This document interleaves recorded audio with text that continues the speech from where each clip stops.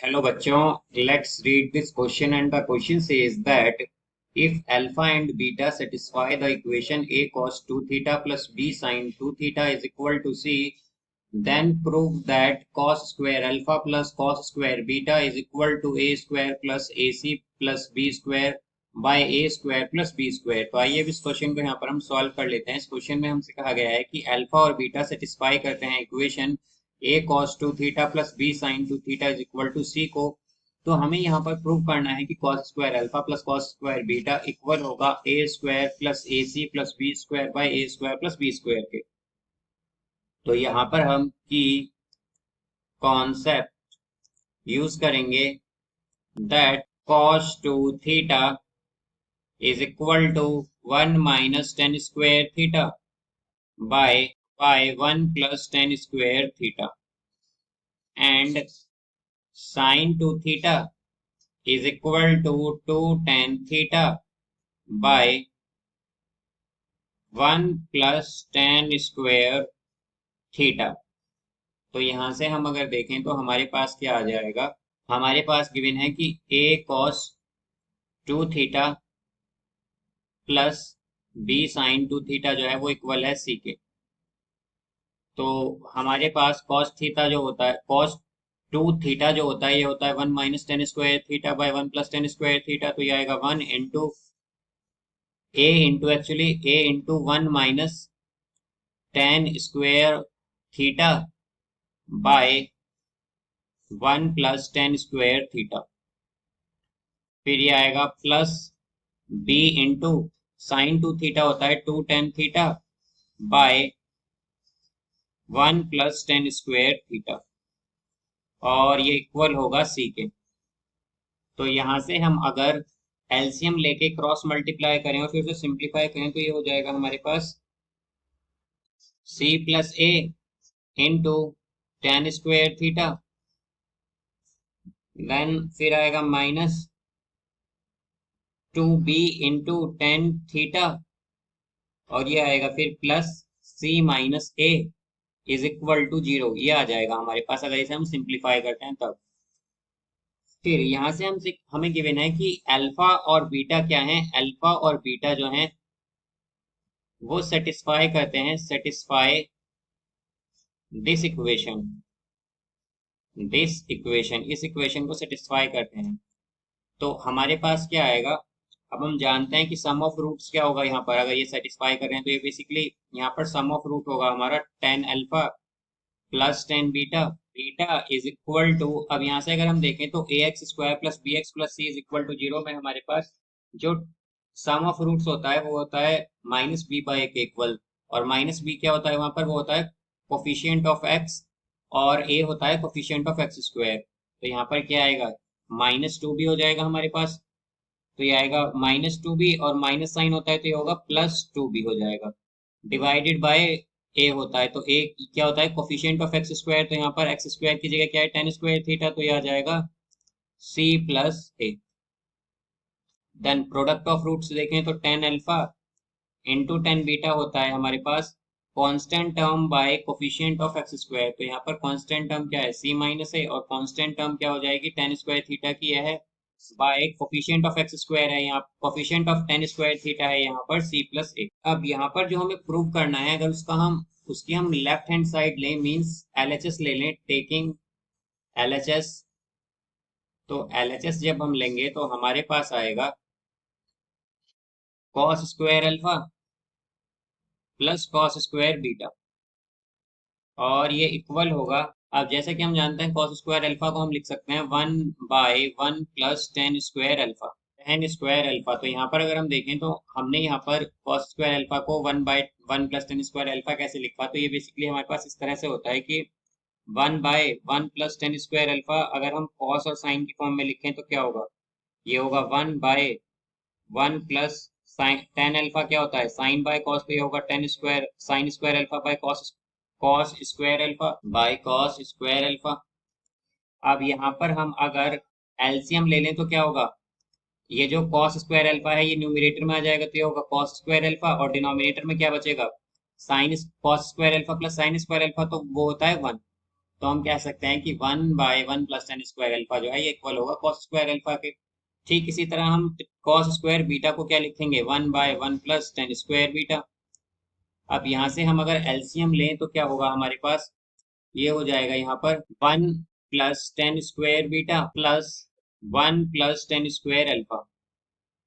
और divided by 1 plus 10 square alpha into 1 plus 10 square beta. तो यहाँ पर हमारे पास ये होगा 10 square alpha into 10 square alpha plus 10 square beta, और ये आएगा यहाँ पर 1 प्लस 1 होगा 2 डिवाइडेड बाय, और अगर हम मल्टीप्लाई कर लें तो ये हो जाएगा 1 plus 10 square alpha into 10 square beta, 10 plus 10 square alpha plus 10 square beta, 10 square beta ये आ जाएगा यहाँ पर। यहाँ से हमारे पास जो 10 square alpha plus 10 square beta है इसे हम लिख सकते हैं 10 alpha plus beta, 10 alpha plus 10 beta का होल स्क्वायर और minus 2 into 10 alpha into 10 beta, और ये आएगा +2 डिवाइडेड बाय, यहाँ पर है ये 1 plus 10 square alpha into 10 square beta है, तो 10 अल्फा इंटू 10 बीटा का होल स्क्वायर लिख सकते हैं इसे हम। तो यहाँ पर हमारे पास इसे हम लिखेंगे 10 अल्फा इंटू 10 बीटा का होल स्क्वायर। देन फिर है ये 10 square alpha plus 10 square beta, तो इसे हम किस तरह लिखेंगे, इसे लिखेंगे 10 अल्फा प्लस 10 बीटा का होल